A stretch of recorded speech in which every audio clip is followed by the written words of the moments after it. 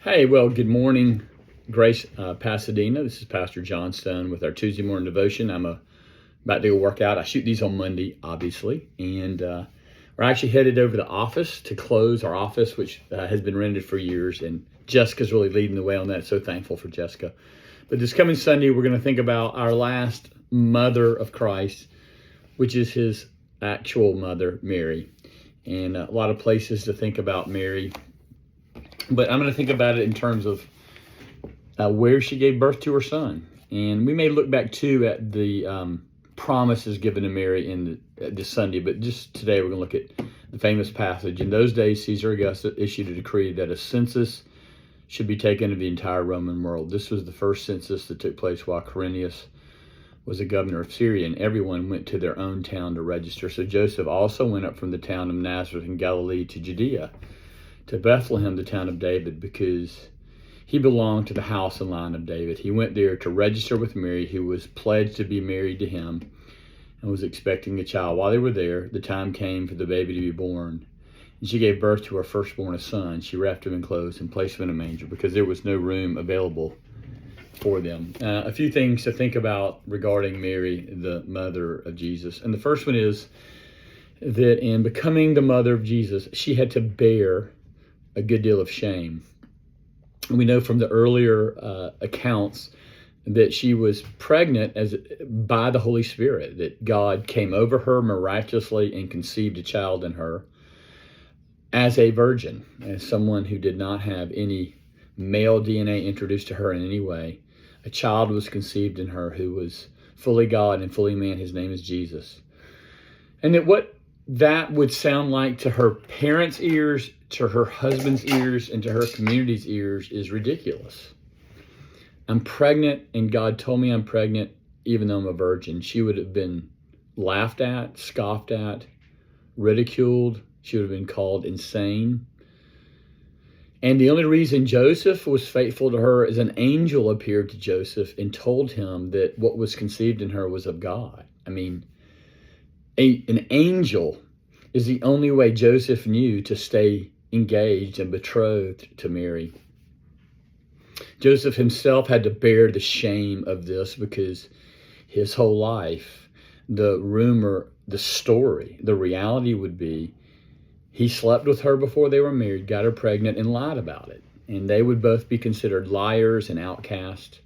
Doesn't mean they never had a job, doesn't mean they didn't have a normal life, but there was a lot of shame in being the mother of Jesus.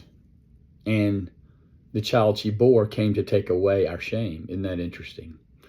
The second thing I want you to see is that to be the mother of Jesus was to be incredibly uncomfortable. So Joseph has to take her with him because he decides that she's his wife. And when the census is taken, you have to go to your town and pay taxes. It's not just a census. This is how the leaders collected taxes. And so this tax is being collected, and Joseph has to go to Bethlehem to pay it because that's where he's from. And he takes Mary with him. And don't fully understand this, but did not have either relatives there who would take them in or a place to stay because this tax was being collected and Bethlehem was small. And maybe because the relatives thought they were crazy for holding out on the story. And so they go to this town. She rides pregnant on a donkey, which was in some sense a way to comfort her. It wasn't an abnormal way to travel. But it would have been hard. You're very large. You're towards the end of your pregnancy, and you're sort of on this donkey walking cross country. Then you get there, and the place you have to stay is a stable. And in that part of the world, that would have actually been a cave, a very cold rock cave. And if you ever go to Jerusalem, you'll get to go in some where the shepherds stay and where the sleep and where the sheep were. They know the vicinity where this was. And it's incredibly uncomfortable. I mean, I'm going to assume that the women of the town heard about this young 14-year-old girl having a baby, 15-year-old girl having a baby in a barn, and someone came and helped her. We're not told that. We're just told that in a cold rock barn, at night with her husband as a virgin, without her mom, without her dad. She had a baby. So I think that part of what we want to learn this week in our devotion is that as we think about the Christmas season, it can bring up a lot of shame for us, a lot of hurt.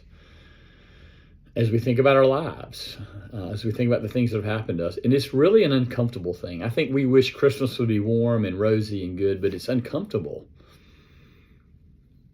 And if Christ did this to his mother, what must he be asking of us as people? And I think he's asking us to bear the shame of carrying his name, which people ridicule, to carry the shame of obeying an ancient book written by an ancient man, bear the shame of worshiping Jesus as the only way to heaven.